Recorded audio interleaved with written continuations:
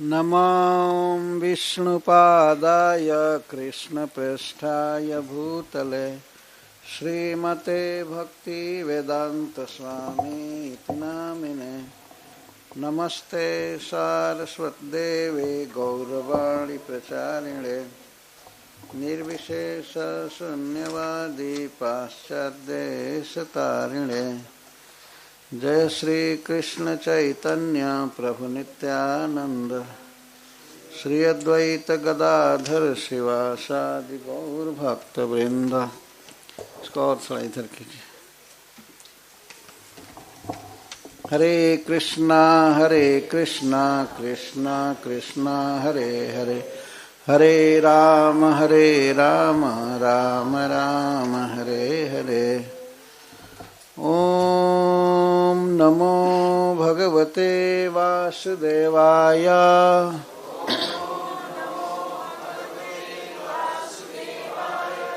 ओम नमो भगवते वासुदेवाय।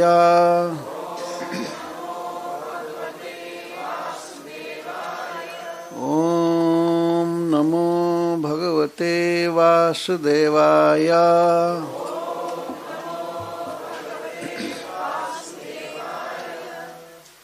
सतत्र निर्मुक्त समस्त संग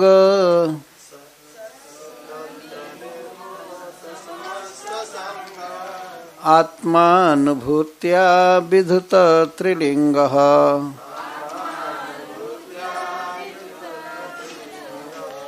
परे मले ब्रह्मणि वासुदेवे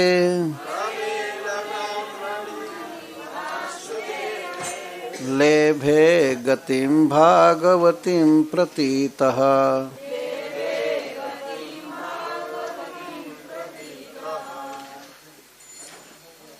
श्रुत्वा गाथां देवयानी मेने प्रस्तोभमात्मनः। स्त्रीपुंसो स्नेहवैक्लव्यात् परिहासमिवेरितम्। सासन्निवासं सुहृदाम् प्रपायामिव गच्छताम्। कैसे हैं? विज्ञाय स्वतंत्राणाम् माया विरचितं प्रभोः। सर्वत्र संगमुत्सृज्य स्वप्नोपम्येन भार्गवी। कृष्णे मनः समावेश्य व्यधुनोत्लिङ्गमात्मनः। नमो भगवते नमस्तुभ्यं भगवते वासुदेवाय वेधसे। सर्वभूताधिवासाय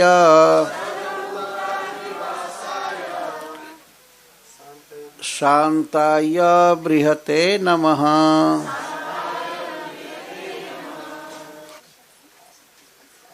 सह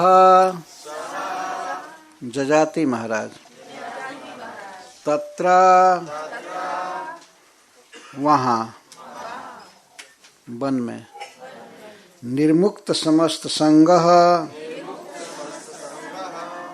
वे सब प्रकार की आसक्तियों से और स्वजनों के संपर्क से मुक्त थे।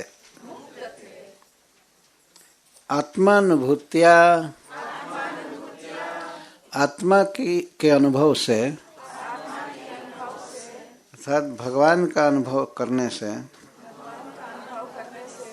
विधुता नष्ट कर दिए थे। त्रिलिंगः माया के 3 गुणों से बने हुए स्थूल और सूक्ष्म शरीर,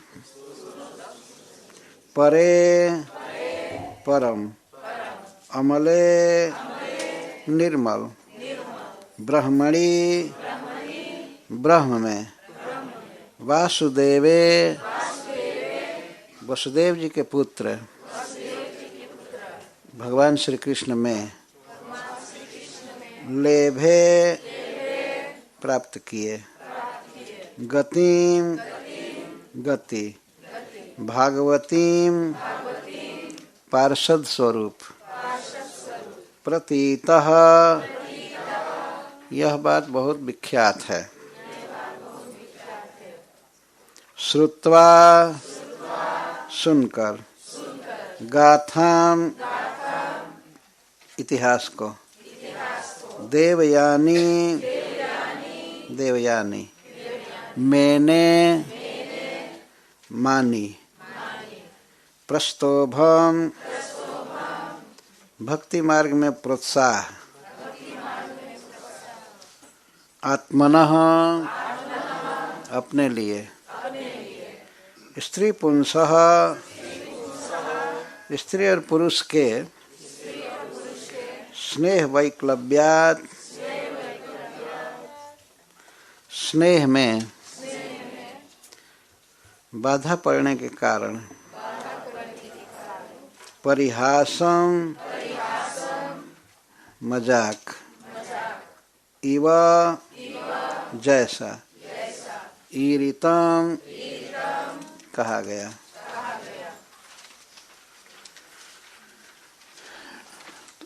सतत्र निर्मुक्त समस्त संग आत्मानुभूत्या विधुता त्रिलिंग, परे मले ब्रह्मणि वासुदेवे लेभे गतिम भागवतीम प्रतीत।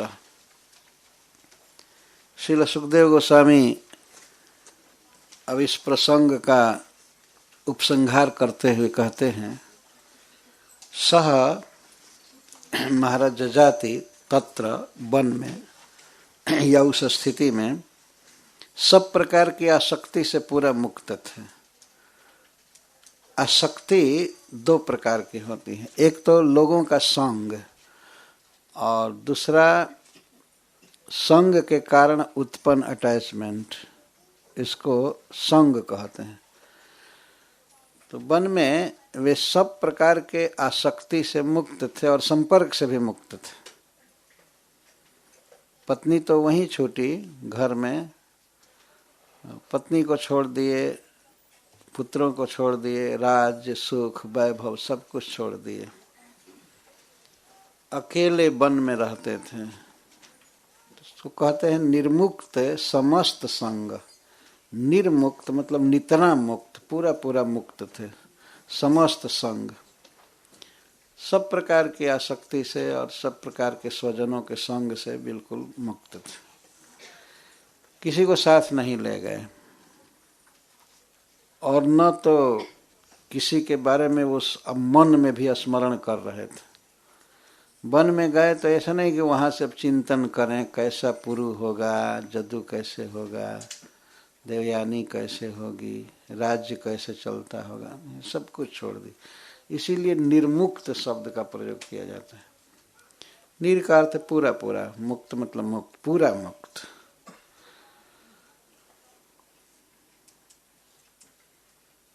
तो उस समय तो मोबाइल फोन था ही नहीं अगर होता तब भी वो नहीं लेकर के जाते।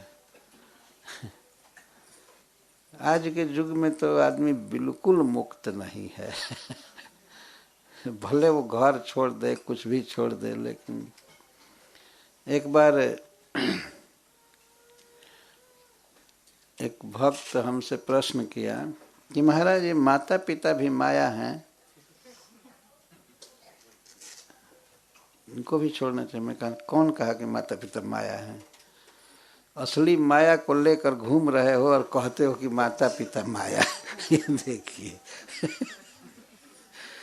असली माया कौन है? असली माया है पत्नी, माता पिता माया नहीं है तो जजाति महाराज सब प्रकार की आसक्ति से मुक्त थे और आत्मानुभूत्या आत्मा की अनुभूति से, अनुभव करने से, मन में चिंतन करना, जप करना, सुनना, कथा आदि, तो ऐसा करने से परम आत्मा श्री भगवान कृष्ण का अनुभव हो रहा था, ये अनुभूति हो रही थी। भगवान में बहुत रस है, बहुत सुख है। जो व्यक्ति श्री कृष्ण का चिंतन करता है या उनकी बातें पढ़ता है, कहता है, सुनता है, तो उसको एक अद्भुत रस की अनुभूति होती है। अनुभूति का अर्थ है एक्सपीरियंस, बहुत अनुभूति होती है और उस अनुभूति से इतना तृप्त रहता है, उस अनुभूति से इतना तृप्त रहता है कि वह संसार का कोई भी सुख याद नहीं कर सकता, उसे वो नरक समझता है। तो सुखदेव गोस्वामी कहते हैं आत्मानुभूत्या, आत्मा का अर्थ है यहाँ भगवान श्री कृष्ण, भगवान की अनुभूति से, चिंतन से, मनन से, कीर्तन से, श्रवण से विधुत त्रिलिंग, उनका त्रिलिंग समाप्त हो गया। त्रिलिंग का मतलब, त्रि का अर्थ होता है तीन गुण, सत्व गुण, रजोगुण और तमोगुण, और इन तीन गुणों से माया ने इस जगत की सृष्टि किया है। तो किसी जीव को स्थूल शरीर मिला है, जैसे यह स्थूल शरीर है, इसके साथ साथ एक सूक्ष्म शरीर होता है, वह दिखाई नहीं पड़ता है लेकिन वो व्यक्ति अनुभव करता है। जैसे मान लीजिए मैं यहाँ पर बैठा हूँ, लेकिन मैं सोच सकता हूँ कि मैं वहाँ गया, वहाँ जा रहा हूँ, वहाँ देख रहा हूँ, ये कर रहा हूँ, तो वो शरीर सूक्ष्म शरीर है।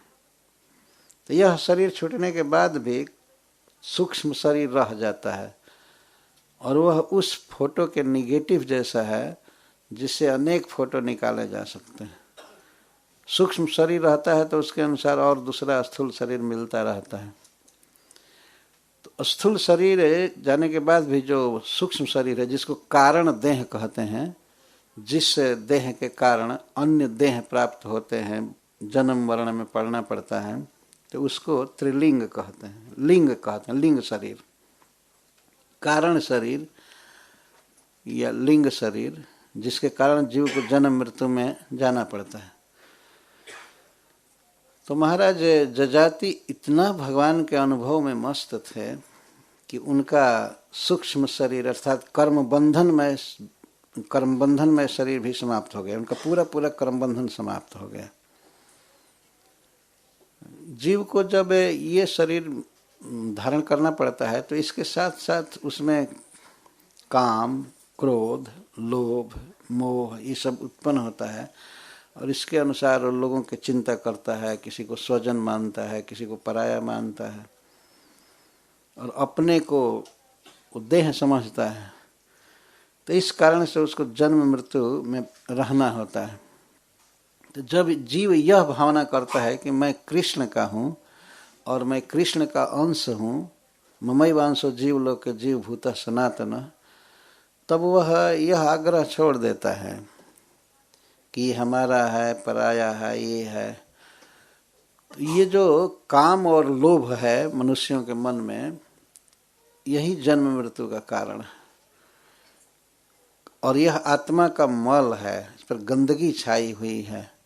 हम लोग वास्तव में इस समय जो जीवन बिता रहे हैं बहुत दूषित प्रदूषित जीवन है। जिस वाणी से या कान से हम वाणी से भगवान का गुणगान यदि नहीं करते हैं, कान से कथा नहीं सुनते हैं और आँख से यदि भगवान के श्री विग्रह को नहीं देखते हैं या वैष्णवों को नहीं देखते हैं और भगवान का प्रसाद नहीं खाते हैं, नाक से तुलसी की गंध नहीं सूंघते हैं और किसी वैष्णव के चरण कमल का स्पर्श नहीं करते हैं या भगवान की डीटी वर्षिप आदि नहीं, तो यह बहुत अशुद्ध गंदा जीवन है वास्तव में। आखिर आदमी करता है, आँख से देखता है, लेकिन भगवान को नहीं, संसार के नश्वर चीज़ों को देखता है, सुनता भी है। कितने लोग कितना देर तक मोबाइल सुनते रहते हैं, कितना फालतू थर्ड क्लास का आदमी, गंदा मन है। वो लगता है नहीं सुनेगा तो बस संसार ध्वस्त होने वाला है, उसको बचाने के लिए सुन रहा है। क्या इतना सुनने की जरूरत है और इतना बोलने की क्या जरूरत है? बोलना है तो महामंत्र बोला जाए, हरे कृष्णा कृष्णा कृष्णा हरे हरे, हरे राम राम राम हरे हरे। तो आखिर मनुष्य बोलता ही रहता है 24 घंटे, यहाँ तक कि सोता है तब भी सपना में कुछ न कुछ देख करके बोलता रहता है। इस शरीर से नहीं बोलता है, लेकिन सपना के शरीर में वहाँ कुछ खाता है या उड़ता है पक्षी बन करके या कुछ भी करता है। सपना में भी चैन नहीं है, सुख नहीं है। आखिर बोलता रहता है, खाता है, पीता है सब, लेकिन भगवान से संबंधित वस्तुओं को नहीं भोगता है। कोई कोई भाग्यवान होते हैं जो भगवान कृष्ण को समझते हैं और कृष्ण से संबंधित वस्तुओं का ही उपयोग करते हैं। वे खाते हैं जैसे और लोग खाते हैं, तो भक्त भी खाते हैं, लेकिन वे खाते हैं श्री भगवान का प्रसाद। जो चीज़ अर्पित है विष्णु को, कृष्ण को, उसी को खाते हैं। बिना अर्पित किया हुआ पदार्थ नहीं खाते। देखते हैं भगवान को, भगवान के भक्तों को, ग्रंथों को पढ़ते हैं, सुनते हैं तो भगवान की बातें सुनते हैं, भगवद गीता सुनते हैं, श्रीमद् भागवतम सुनते हैं, और बोलते हैं तो भगवान का नाम बोलते हैं, गुण गाते हैं। और दूसरे लोग अखबार बोलते हैं, पढ़ लिए और बाँचने लगे, ये लिखा है, वो लिखा है, ये लिखा है। ये कचड़ा दुनिया भर का, क्या फैलाने की जरूरत है? स्वयं तो कचड़ा पढ़ा ही, दिमाग में ठूसा, और इसके बाद वाइब्रेट करता है इधर उधर इधर उधर। और वास्तव में ये न्यूज़पेपर आदमी निकलता क्या है? संसार का एडवर्टाइजमेंट, और यहाँ पर जो जो गड़बड़ियाँ हुई हैं वो निकलता है। कहाँ चोरी हुई, कहाँ हत्या हुई, क्या हो गया, ये हो गया। अच्छी बात क्या है? कभी कभी भूल करके निकाल देते हैं कि यहाँ भागवत हो रहा है बहुत छोटा है ना, बहुत छोटा निकालते हैं। तो ये जो जीवन है मनुष्य का, भगवत विस्मृति का जीवन, यह वास्तव में प्रदूषित जीवन है, गंदा जीवन है। यह कैसे छूटेगा? जब भगवान के रस का अनुभव होगा, भगवान के रूप में मन निमग्न होगा, उनके गुणगान में। तो महाराज जजाति जंगल में जा करके ऋषियों के साथ सत्संग करते थे, भक्ति करते थे, और मुख्य था, श्रील प्रभुपाद जी कहते हैं कि श्रवण मुख्य था। इस श्लोक में कहते हैं शृण्वताम स्वकथा कृष्ण पुण्य श्रवण कीर्तन हृदय तस्थो यभद्राणी विधुनोति सुहृत्सताम। वास्तव में जीव की जो शुद्धि होगी भगवान की कृपा से होगी, उनकी कृपा के बिना नहीं हो सकती है। लेकिन भगवान किस पर कृपा करते हैं, ये प्रश्न होगा। तो उस पर कृपा करते हैं जो शृण्वताम स्वकथा, जो उनकी कथाएं सुनता है, उस पर कृपा करते हैं, और उसके हृदय में रह करके उसके हृदय की जो भी गंदगी है, काम, लोभ, क्रोध आदि, इसको वे दूर कर देते हैं। हृदय तस्थो यह भद्राणी विधुनोति सुहृत्सताम। वे भक्तों के सुहृद हैं, हितैषी हैं। जब देखते हैं कि ये हमारी कथा में लगा हुआ है, कथा सुन रहा है, कर रहा है, तब हृदय में है ही उस वहाँ की सारी गंदगी को दूर कर देते हैं, हृदय निर्मल हो जाता है। तो इससे सिद्ध हुआ कि जजाति महाराज भगवान की कथा सुनते थे, और उसके पहले भी सुने थे। और देवयानी से जो उन्होंने इतिहास कहा, तो ये उपलक्षण है। संस्कृत में उपलक्षण का मतलब होता है एक बात कह देने से सारी बातें और भी समझ ली जाती हैं, इसको उपलक्षण कहते हैं। जैसे बटलोही में बर्तन में भात पका रहे हैं, तो एक दो चावल छू करके जान जाते हैं, तो उतने से ही पता चल जाता है कि पूरा पक गया है। इसको उपलक्षण कहते हैं। सब भात छूने की जरूरत नहीं है कलछुल में काढ़ करके और सारा छुए कि हाँ सब पक गया है। तो यह कहा गया कि भगवान की अनुभूति से उनका त्रिगुण में बंधन समाप्त हो गया। तो भगवान की अनुभूति कैसे हुई? तो जो शास्त्रों में उपाय बताया गया, भगवान की अनुभूति कथा सुनने से होती है। इसीलिए भक्ति में सबसे श्रेष्ठ और पहला है श्रवणम कीर्तनम विष्णु स्मरणम पाद सेवन। श्रवणम, सुनना ही सबसे बड़ा कर्तव्य है मनुष्य का। और हम लोगों के भारतवर्ष में वास्तव में श्रवण की परंपरा है। श्रवण करने के लिए लोग जुटते हैं। एक आदमी बोलता है और लाखों लोग सुन सकते हैं, श्रवण कहते हैं। लेकिन ये विदेश की अजीब परंपरा है। ये लोग सुनने के लिए नहीं जुटते हैं, पढ़ते हैं। इसलिए बुक डिस्ट्रीब्यूशन करना चाहिए उनको, वो पढ़ें, वो सुनने के लिए जुटेंगे नहीं। भारतवर्ष में जब कथा होती है तो किसी किसी कथाकार के कथा में लाखों आदमी बैठते हैं। ऐसे आप लोगों ने भी सुना होगा कि ऐसे लाखों आदमी बैठते। अभी मैं जनवरी में कथा कहा बॉम्बे में, तो वहाँ 6000 आदमी आते थे सुनने के लिए। और भक्त लोग 6000 आदमी के लिए खूब फर्स्ट क्लास के प्रसाद की व्यवस्था करते हैं और सब देते भी हैं, सुनते हैं, सब खिलाया जा रहा है तो अपने आप देते हैं। तो 6000 आदमी बैठ करके सुने तो यह बड़ी बात हो गई। यहाँ आप लोग इतना सुन रहे हैं कथा, इसका कारण कुछ और भी है कि आप भारतवर्ष के ओरिजिनल हैं नहीं तो इतना जुट कर नीचे बैठ करके, विदेशियों के लिए नीचे बैठ करके सुनना, यही एक आश्चर्य की बात है कि ये भेड़ बकरी जैसा नीचे बैठे हैं। वे लोग ऐसे कहते हैं। एक बार मुरारी बापूजी की कथा हो रही थी वृंदावन में, तो एक भक्त अमेरिका का कहता है, ये लोग क्यों इतना देर तक बैठे हैं, ये क्या बोल रहा है हिंदी समझ में आती नहीं थी। भरा था फील्ड और पंडाल, सब लोग सुन रहे थे। तो भगवान का अनुभव श्रवण से होता है। इसीलिए ये चाहिए कि बारंबार भक्तों का इस तरह से प्रोग्राम होना चाहिए और श्रवण किया जाए, श्रवण किया जाए। श्रील प्रभुपाद जी ने भी इस कान में श्रवण की 2 बार व्यवस्था की। वे लिखते हैं कि all initiated devotees must attend 2 classes. सारे दीक्षित भक्तों को कहते हैं 2 क्लास निश्चित अटेंड करो, भागवत का और भगवत गीता का क्लास। प्रतिदिन 2 बार कथा सुनने के लिए कहते हैं। तो श्रवण ही मुख्य है। मायावादियों में भी वेदांत का श्रवण ही मुख्य है। उसमें श्रवण श्रवण।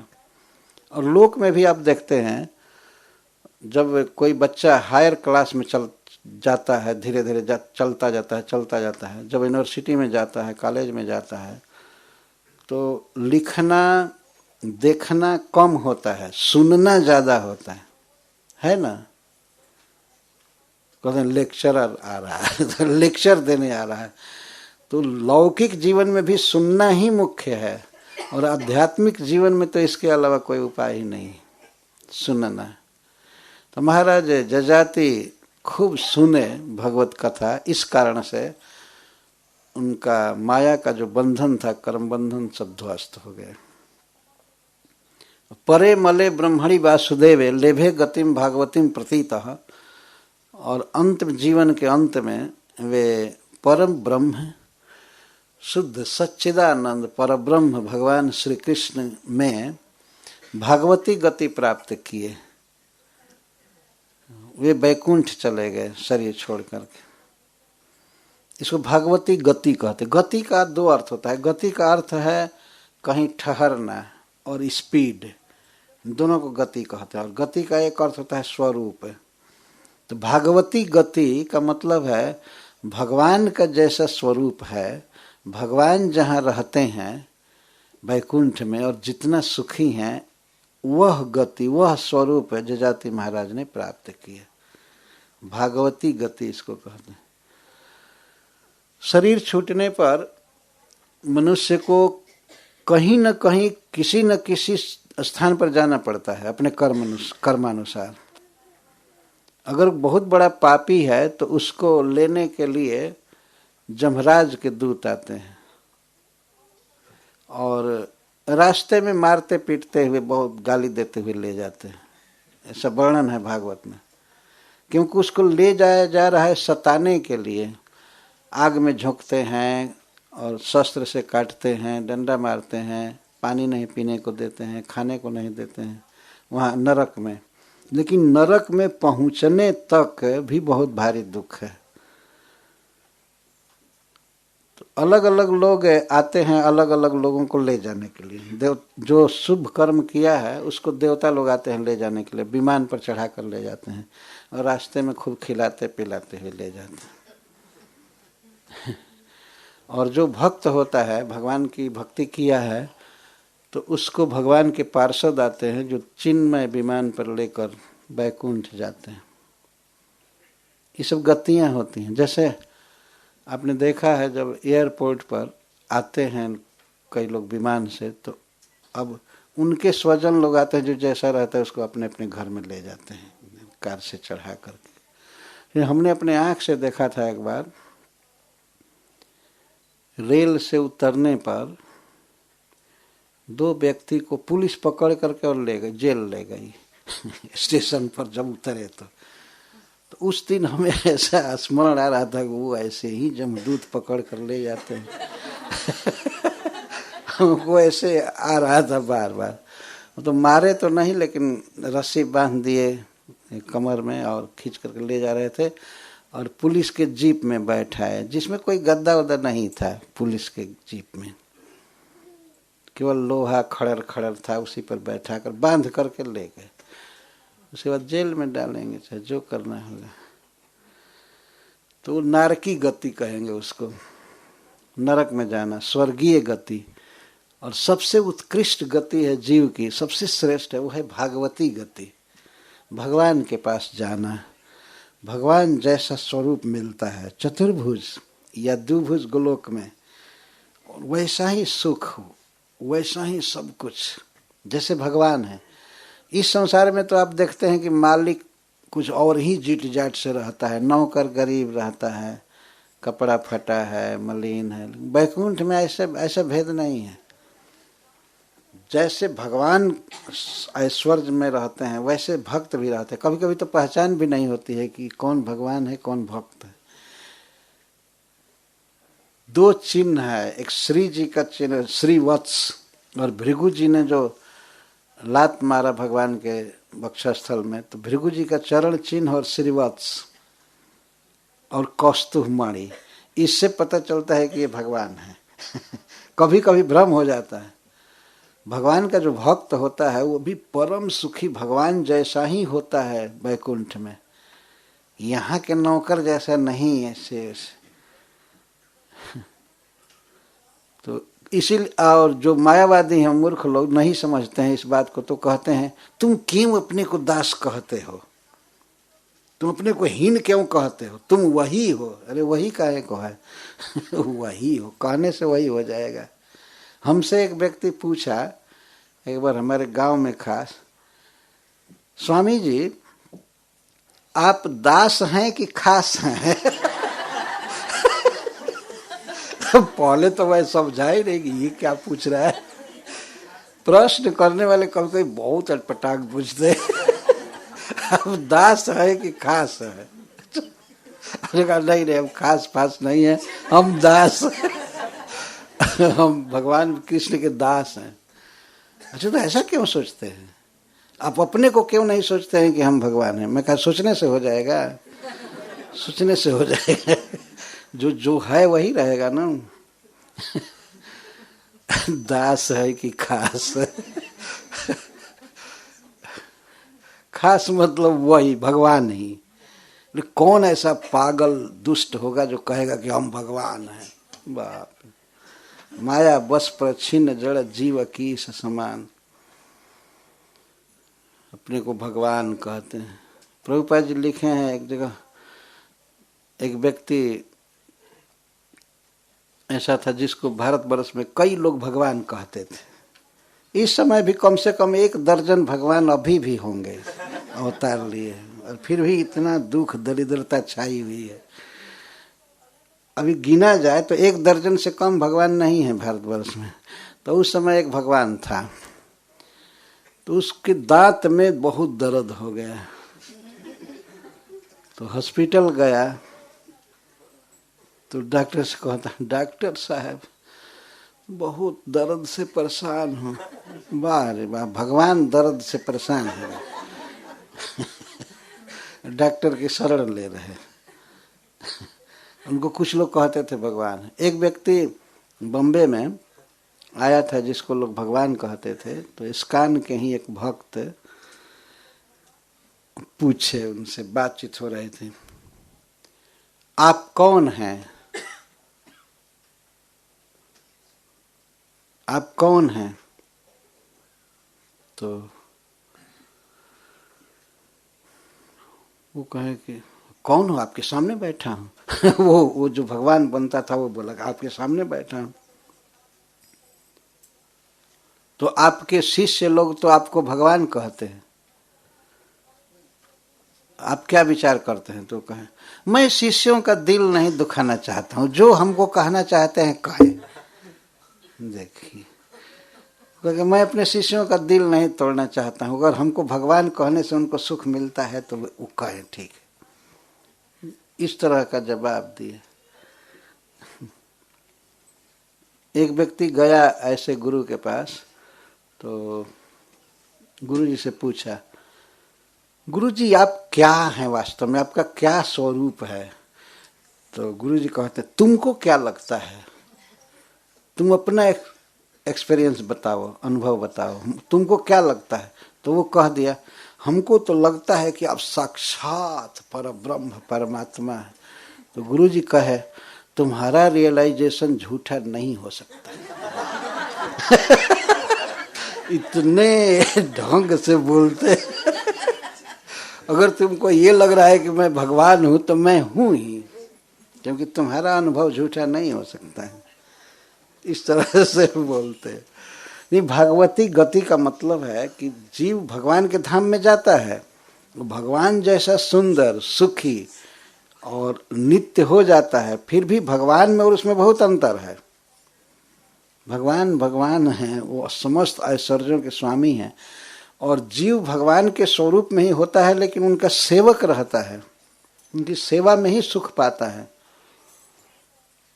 तो जजाति महाराज इस प्रकार भगवान के धाम में गए, उनके नित्य सेवक बन गए। परे मले ब्रह्मणि वासुदेवे लेभे गतिम भागवतीम प्रतीतः। सुखदेव गोस्वामी कहते प्रतीतः विख्यात, यह कथा विख्यात है कि जजाति महाराज वैकुंठ प्राप्त किए, भगवान के धाम में गए। ये पद्म पुराण में बहुत विस्तार से लिखा गया है।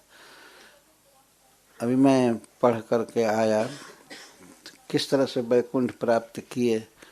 इसके पहले वे स्वर्ग गए थे, स्वर्ग से गिरे भी थे, उसके बाद तब ये वैराग्य हुआ था, और इसके बाद भगवान के धाम में गए।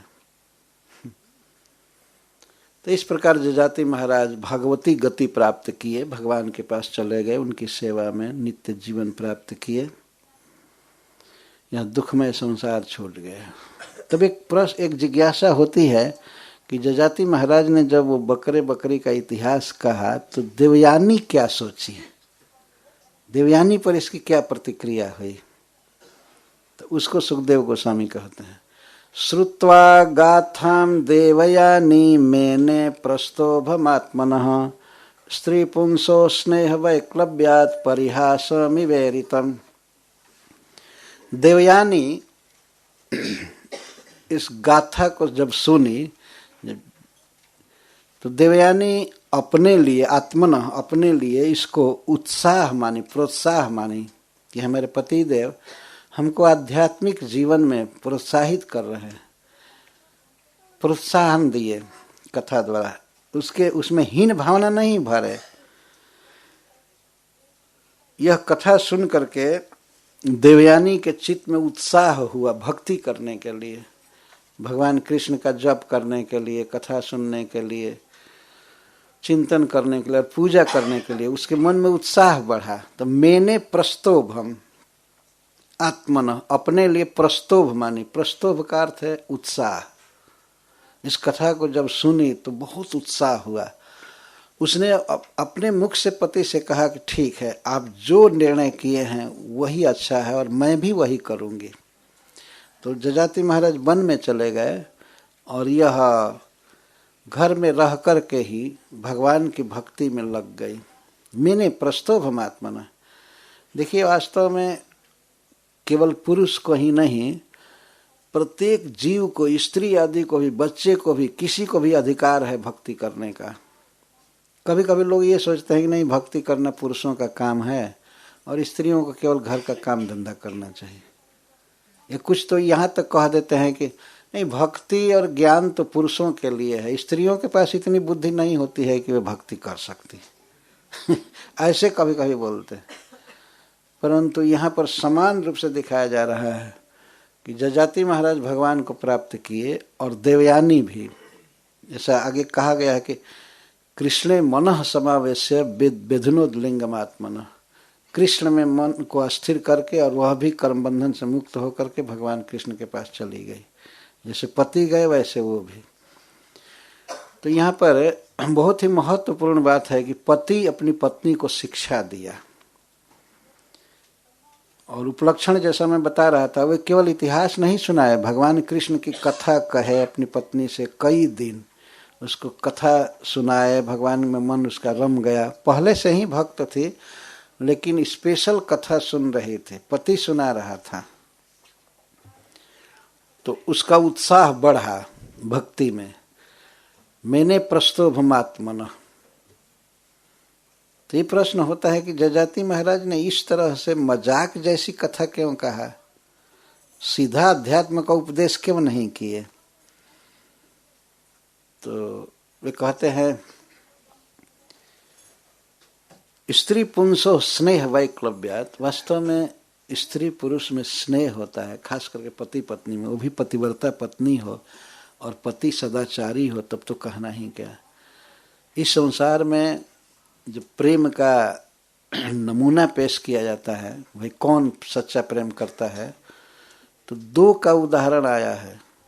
एक तो माँ अपने बच्चे से सच्चा प्रेम करती है।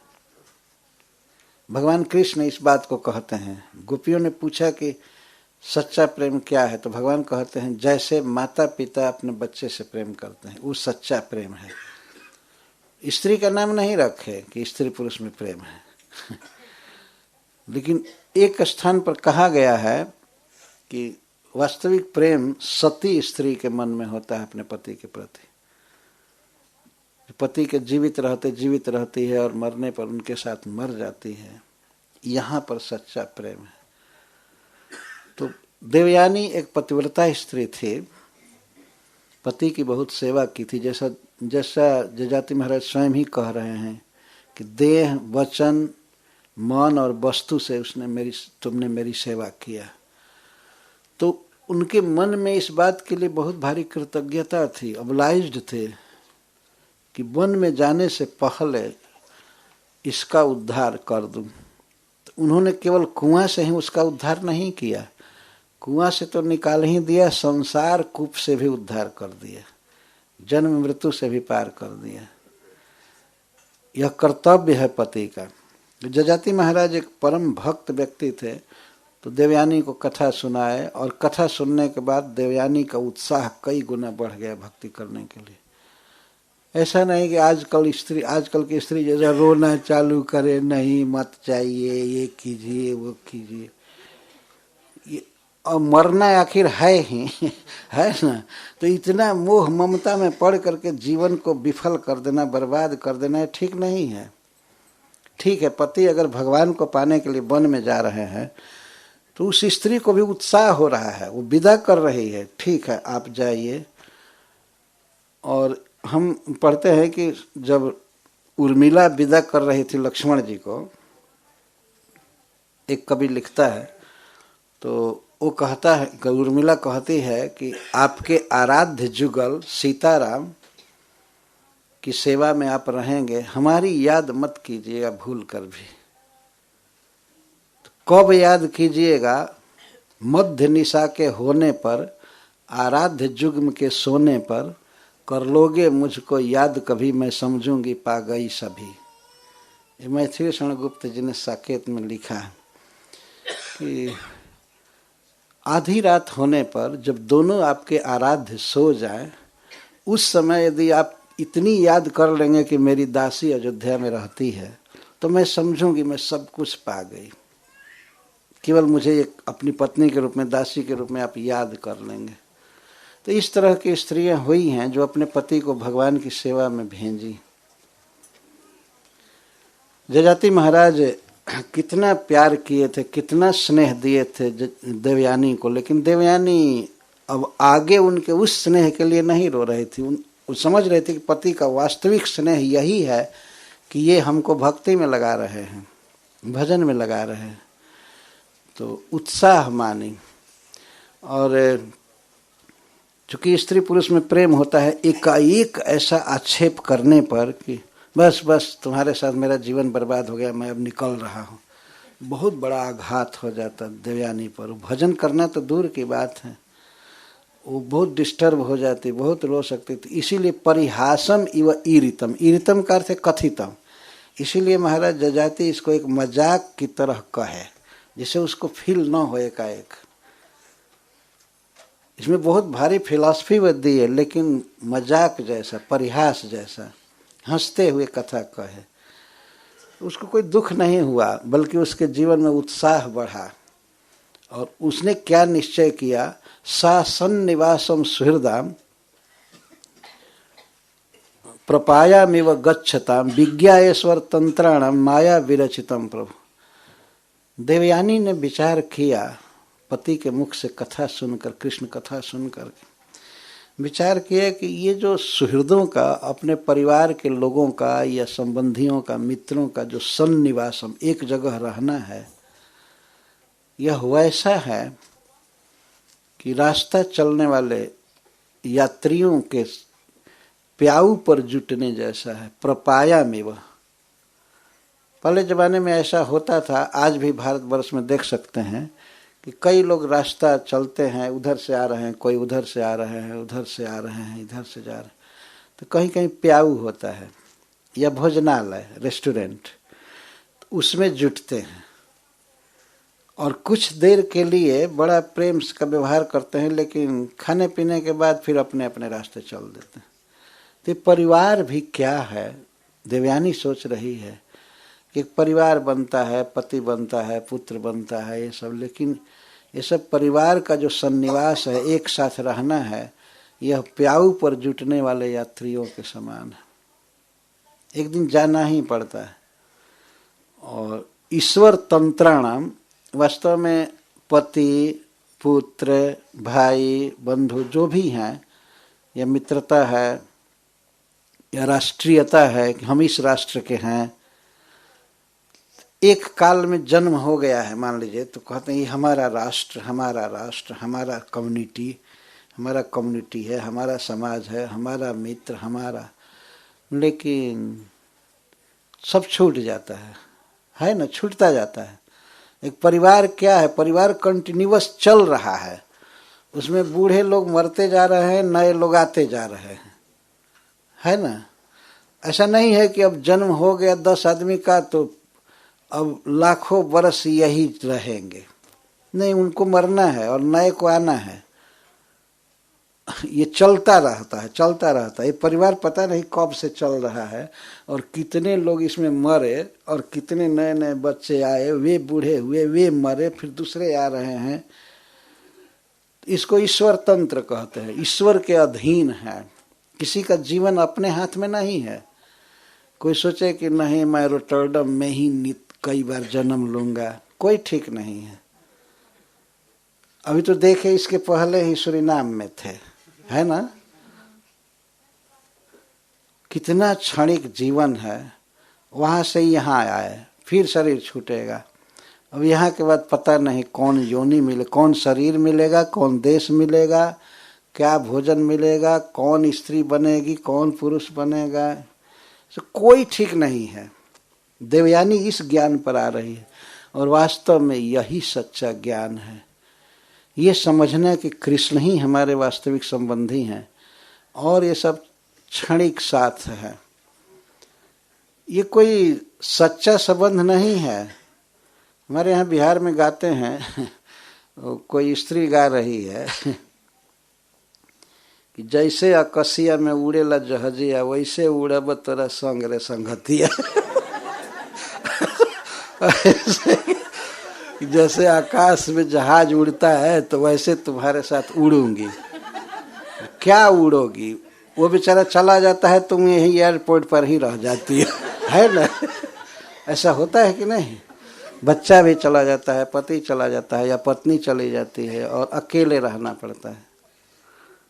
क्या कोई उड़ेगा? देवयानी इस ज्ञान पर आ गई कि ये पति का संग, ये भी सोच रहे कि ये जजाति महाराज का जो संग था हमारा, ये होटल में जुटने जैसा था। जैसे होटल में 1 घंटे के लिए जुटते हैं, रेस्टोरेंट में, इसके बाद चले जाते हैं अपने अपने डेस्टिनेशन पर। ऐसे ही अंततः एक दिन छूट जाता है। ये ईश्वर की माया से रचा हुआ, माया विरचितम प्रभो, परम समर्थ भगवान की माया शक्ति से सब रचा हुआ है। परिवार कोई बनाया नहीं, ये भगवान की माया ने बनाया है। पर लोग भूल जाते, वो सोचते बस बस ये हमारा इटर्नल लाइफ है और हमारे इटर्नल एसोसिएट हैं सब, अब ये छूटने वाला नहीं है। लेकिन क्षण क्षण में छूटता रहता है। और इधर तो मैं देख रहा हूं कि बहुत क्विक छूट जाता है। वो कोई स्त्री भी छोड़ करके दूसरा पुरुष कर लेती है। मरने के बाद तो छूटेगा, ये तो है ही। इसी जीवन में कितना छूट जाते हैं। यहाँ तो और ज्यादा ये ज्ञान भागवत का मिलेगा। ये प्रैक्टिकल है। ये तो प्याऊ पर जुटने जैसा है। प्याऊ पर भी आदमी कुछ देर रुक जाता है, लेकिन ये कब तक विवाह रहेगा कोई ठीक नहीं। तुरंत इधर से उधर स्त्री छोड़ करके दूसरा पुरुष कर लेती है, पुरुष स्त्री को छोड़कर दूसरे स्त्री के चक्कर में हो जाता है। तो ये देवयानी ने देखा कि ये भगवान की माया से रचा हुआ संग है और सर्वत्र संग मुत्सृज, इसलिए वो सब तरह के आसक्ति से मुक्त हो गई। सर्वत्र, पुत्र में, पति में, धन में, देह में, घर में, वो सब समझने लगे कि ये सब कुछ पराया है, हमारे केवल कृष्ण हैं, भगवान हैं। इसलिए वन में जाने के बाद जजाति महाराज का वो मन में भी स्मरण नहीं की। इतना भक्ति में प्रवीण थी, वो जप करती थी, भगवान की पूजा करती थी, भोग लगाती थी, रात दिन भगवान की पूजा में रहती थी। वो अपने पति का स्मरण नहीं आया कि वो कहाँ गए, क्या हुए। वास्तविक पति तो कृष्ण है, भगवान है। तो हमेशा पूजा करती थी, प्रणाम करती थी, भगवान को भोग लगाती थी, जप करती थी। पूरा पूरा मन उसका लग गया। सर्वत्र संग मुत्सृज स्वप्नोपमेन भार्गवी। वह भृगुनंदिनी देवयानी यही विचार कर रही थी कि ये जजाति नामक राजा सपना में मिला था मुझको। जैसे सपना आदमी देखता है, कई लोग मिल जाते हैं सपना में, लेकिन नींद खुलते ही सारा गायब। तो स्वप्नोपमेनम, स्वप्न से जिसकी उपमा दी जाए ऐसा मानने लगी। सर्वत्र, चाहे पुरु हो, जदु हो, या जदु महाराज अपने पुत्र थे, तो एक स्त्री के लिए इस संसार में वास्तव में पुत्र और पति, ये 2 सबसे निकटतम संबंधी माने जाते हैं। और मानती है, दोनों पर भरोसा रखती है कि हमारे यहाँ ये है। ठीक है, व्यवहार करना चाहिए, लेकिन जीवन का जो असली तत्व है उसको तो याद रखना चाहिए कि वास्तव में कृष्ण असली हैं। वो जन्म जन्म तक नहीं छोड़ेंगे। और यहाँ पर तो पुत्र और पति का कोई भरोसा नहीं है। कब काल किसको खा जाएगा, कब क्या होगा, कब संग छूट जाएगा। एक तो ये झूठा है, सपना है, ये तो टूटेगा। और सपना में भी दुख ही मिलता है, ऐसा सपना जो दुख दे। और आदमी कहता है यहाँ पर बड़े शौक से कि हमारा मीठा सपना, हमारा सपना पूरा होगा। सपना काहे को पूरा होने जाए। सपना सपना है। तो यही देखना, जैसे मान लीजिए आज कोई यहाँ ब्रह्मचारी हो और एक दिन रात को सपना देखने लगे कि हमारा विवाह हुआ, हमें 2-4 बच्चे भी हो गए।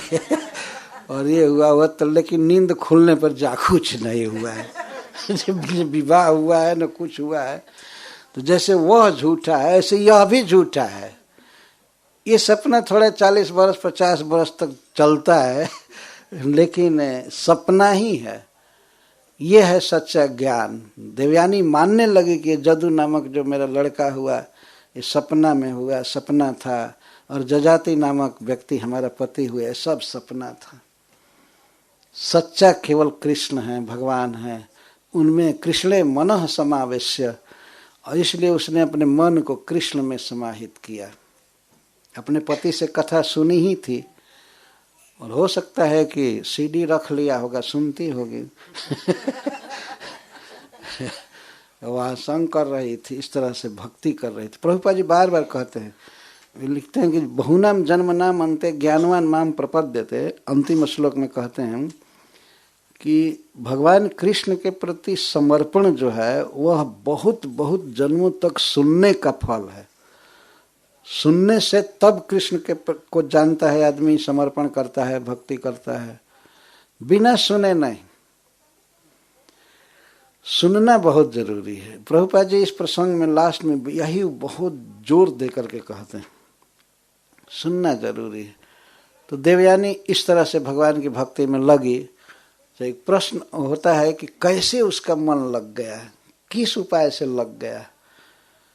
कृष्णे मनः समावेश्य वेधुनोलिंगमात्मनः, कृष्ण में अपना मन लगा करके उनका चिंतन करते हुए उसने यह कर्म बंधनमय शरीर समाप्त कर दिया, सूक्ष्म शरीर से मुक्त हो गई।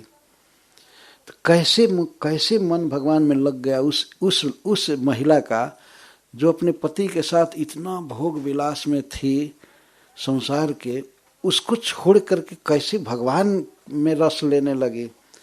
तो उसी का उत्तर सुखदेव गोस्वामी कहते हैं कि वो सदा भगवान का जप करती थी और प्रणाम करती थी। तस्मै नमो भगवते वासुदेवाय वेधसे सर्वभूताधिवासाय शांताय बृहते नमः। प्रत्येक चतुर्थी विभक्ति में ये नमः लगेगा। नमः भगवते नमः, वासुदेवाय नमः, वेधसे नमः, सर्वभूताधिवासाय नमः, शांताय नमः, बृहते नमः।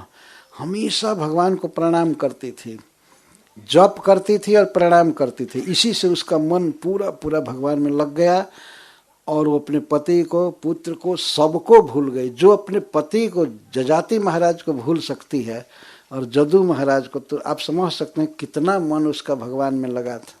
और वो बड़े आनंद में थी, सुख में थी, और इस तरह भगवान की भक्ति कर रही थी। भगवान को प्रणाम करने से और उनका नाम जप करने से उसका मन पूर्णतः भगवान में रम गया।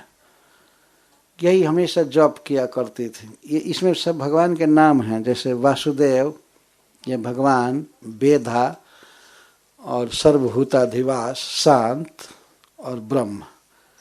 इस तरह भगवान के नाम को जपती रहती थी, प्रणाम करती रहती थी। इस कारण से देवयानी का मन भगवान में पूरा रम गया, वो पूरा सुखी हो गई। यही सार है। भगवान शिव रामचरितमानस में कहे हैं भगवान राम से, तव नाम जपामि नमामि हरि। हे हरि, मैं तो आपका नाम जपता हूँ और आपको प्रणाम करता हूँ, नमामि, यही मैं करता हूँ। यही करना चाहिए। ये बहुत सरल है।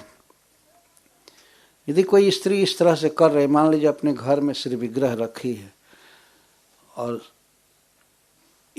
ये विचार कीजिए कोई नहीं है, और वो बार बार कृष्ण को देखे, प्रणाम करे, जप करे, प्रणाम करे, भगवान को भोग लगावे, श्रृंगार करे, तो इससे बड़ी भक्ति है क्या दुनिया में? इससे कुछ भी बड़ा नहीं है। भगवान को प्रणाम करना और जप करना, नाम लेना, गुण गाना, कोई पद गाना या भागवत का श्लोक गाना, प्रणाम करना और गाना, बोलना, जप करना। हरे कृष्णा कृष्णा कृष्णा हरे हरे, हरे राम राम राम हरे हरे। क्या बोलती थी? तस्मै नमो भगवते, भगवान को मैं प्रणाम करती हूँ जिनका नाम वासुदेव है, जो वसुदेव जी के पुत्र हैं। जो वसुदेव जी का पुत्र है उसको वासुदेव कहते हैं। हे वसुदेव जी के पुत्र, आपको मैं प्रणाम करती हूँ। वासुदेवाय, वेद से, और आप वेधा हैं, विधाता हैं इस जगत के। आप ही संसार को पैदा किए हैं, आप ही चला रहे हैं, सबको जिला रहे हैं, खिला रहे हैं, सब आपके नियमन में है। तो हे प्रभु, हम आपकी सृष्टि में एक जीव हैं, हम जीव हैं, आपने हमको पैदा किया है, खिलाया पिलाया, ऐसे परम उपकारी प्रभु को मैं प्रणाम करती हूँ। ये भाव था। और भूताधिवासाय, भूताधिवास, भूत माने जीव, आप सभी जीवों के हृदय में निवास करते हैं, सबको ज्ञान देते हैं, स्मृति देते हैं। यह भगवान का उपकार है। यदि भगवान हृदय में न रहें तो व्यक्ति कुछ भी याद नहीं कर सकता है, वो ऑफिस भी नहीं जा पाएगा अगर याद न आवे। भगवान स्मृति देते हैं और विस्मृति भी देते हैं, नींद देते हैं। नींद न दे भगवान तो सब पागल हो जाएंगे सोए बिना। या देवी सर्वभूतेषु निद्रा रूपेण संस्थिता नमस्तस्यै नमस्तस्यै नमस्तस्यै नमो नमः। ये भगवान की शक्ति दुर्गा जी हैं जो सबको सुलाती हैं। सोना भी जरूरी है ना। कितने लोगों को नींद नहीं आती है तो पैसा खर्च करके नींद की गोली लेते हैं, और वो भगवान सबको फ्री में दे रहे हैं, सुला रहे हैं। इतना सुलाते हैं, कुछ लोग तो बहुत देर तक सोए रहते हैं। ये भगवान की शक्ति है। और जगाते भी हैं भगवान। मत्तः स्मृतिर्ज्ञानमपोहनम च सर्वस्य चाहम हृदय सन्निविष्ट। मैं सबके हृदय में हूँ और मुझसे ही किसी को स्मृति मिलती है, विस्मृति मिलती है, ज्ञान मिलता है। मान लीजिए भगवान 9 जगह में सवेरे, तो आदमी ऑफिस जाना भूल जाएगा, है ना। सोया तो जगा देते हैं, स्मृति देते हैं कि तुम एक कर्मचारी हो या ऑफिसर हो, जाओ जाओ जाओ, या दुकान खोलने जाओ। सांसारिक स्मृति भी भगवान ही देते हैं और विस्मृति भी देते हैं, नींद आदि, और ज्ञान किसी चीज का देते हैं। तो उनको सर्वभूताधिवास कहते हैं। भगवान सबके हृदय में बसते हैं, सभी जीवों के हृदय में। ईश्वर सर्वभूतानां हृदय से अर्जुन तिष्ठति। अर्जुन से कहते हैं कि ईश्वर सबके हृदय में रहता है। ईश्वर कौन है? मैं हूं जो सबके हृदय में है। भीतर से ही रह करके इस जीव को, देह को चला रहे हैं।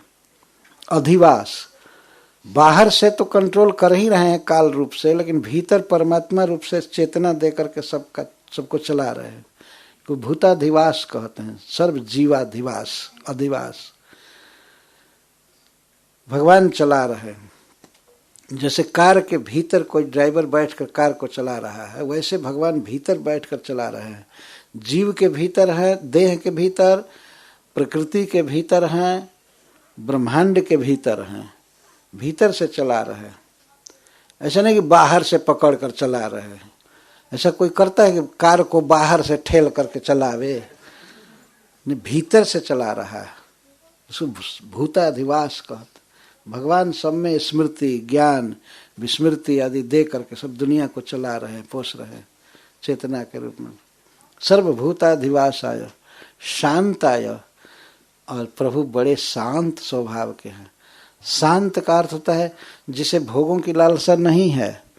और एक और अर्थ भी है कि देवयानी ये कहती है कि प्रभु भक्त से कोई अपराध भी हो जाता है, आपके दास से, भक्त से कोई अपराध भी हो जाता है तो आप क्षमा कर देते हैं, आप दंड नहीं देते हैं। तो इस बात को स्वीकार कर रहे कि आपने हमको इतना सुंदर मनुष्य जन्म दिया, लेकिन मैं भूल गई थी, भोगों में भूल गई थी, आपका भजन नहीं की, हमारे उस अपराध को अवश्य आप माफ करेंगे। इसलिए भगवान को शांत कह रही। भगवान बहुत शांत स्वभाव के हैं वास्तव में। उस दिन सुना ना, भृगु जी लात मार दिए छाती में, फिर भी हाथ जोड़ करके चरण पकड़ करके क्षमा मांगने लगे। और दूसरे लोग शांत नहीं है, व्यग्र हैं।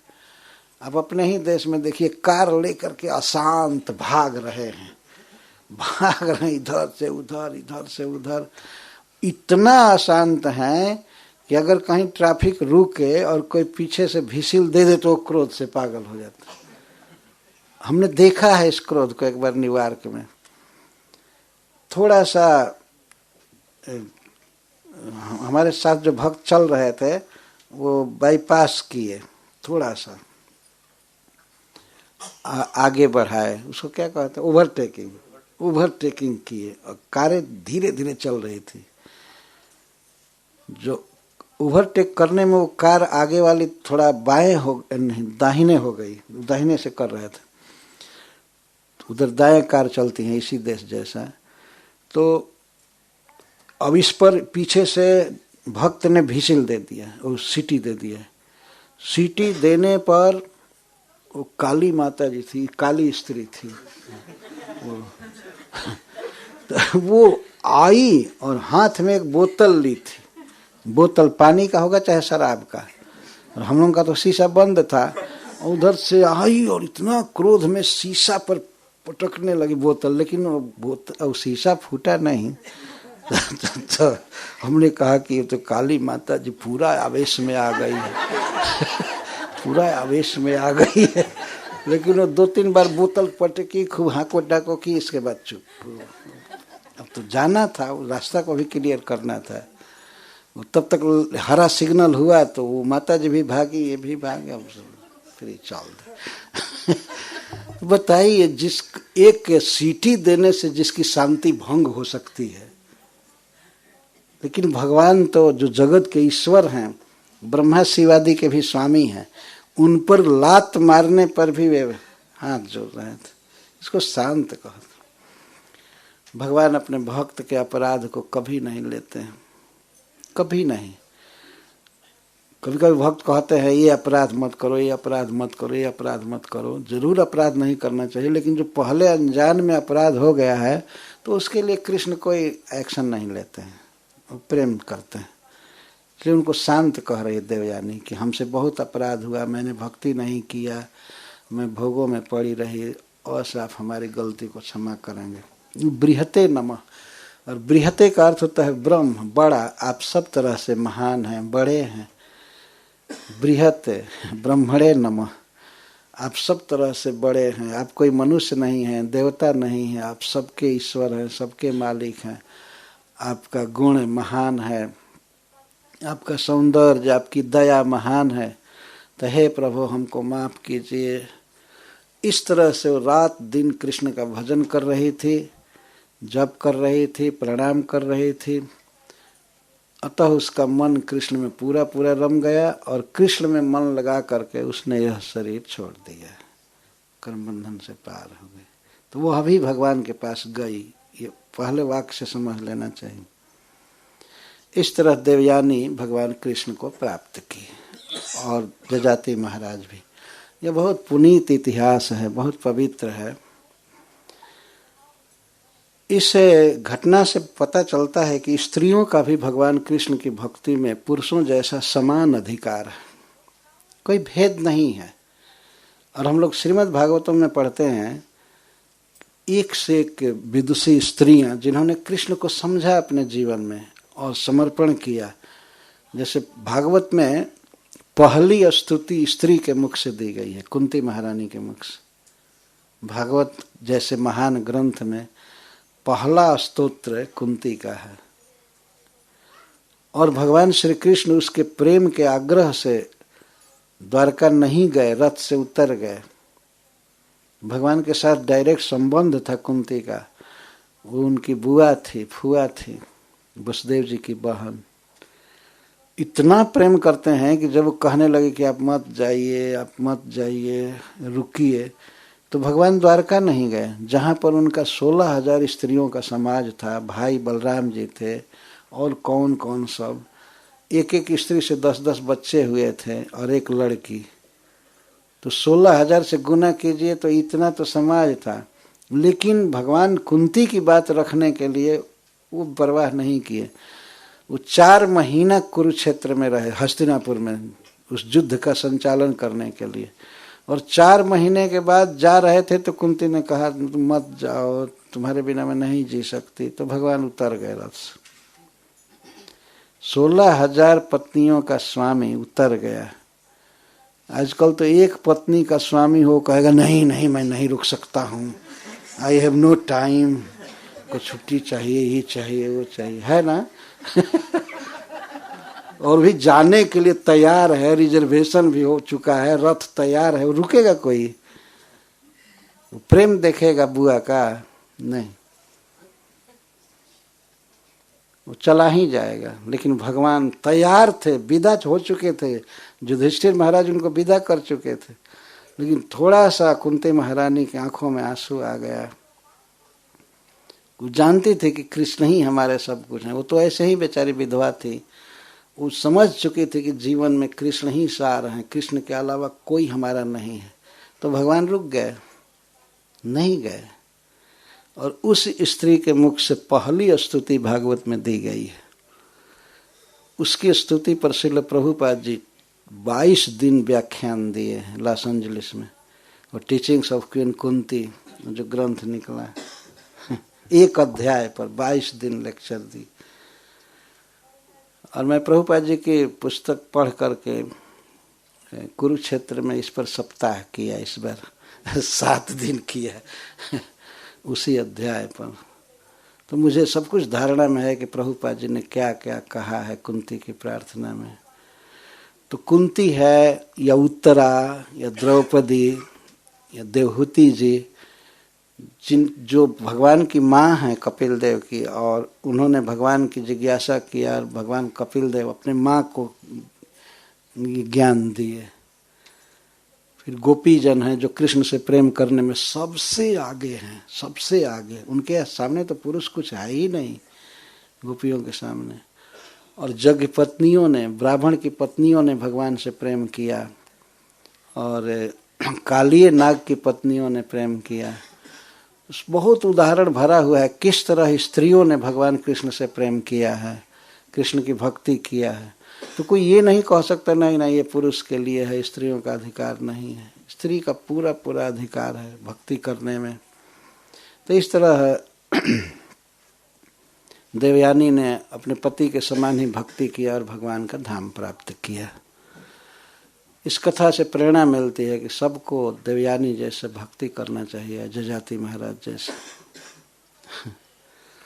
तो आप लोगों के इस प्रयास से यहाँ पर भगवान की कथा हुई। इसमें कोई भी बात यदि मेरे मुख से कठोर निकली हो या उठपटांग, तो उसको यहीं छोड़ दीजिएगा और जो अच्छी बातें हैं वो ले करके जाइएगा। आप लोगों को बहुत बहुत धन्यवाद देता हूँ कि आप श्रीमद् भागवतम सुनने के लिए आए। और मैं इतनी अपेक्षा नहीं करता था, मैं ये नहीं जानता था कि इतना लोग आएंगे लेकिन हमारे एक्सपेक्टेशन से अधिक आए आप लोग, और बड़ी शांति से आपने कथा सुना। इसके लिए भूरी भूरी धन्यवाद है। भगवान कृष्ण आपको परिवार के साथ सुखी रखें और कृष्ण में मन लगे, अब आप भक्ति करें, यही कामना है। हरे कृष्ण।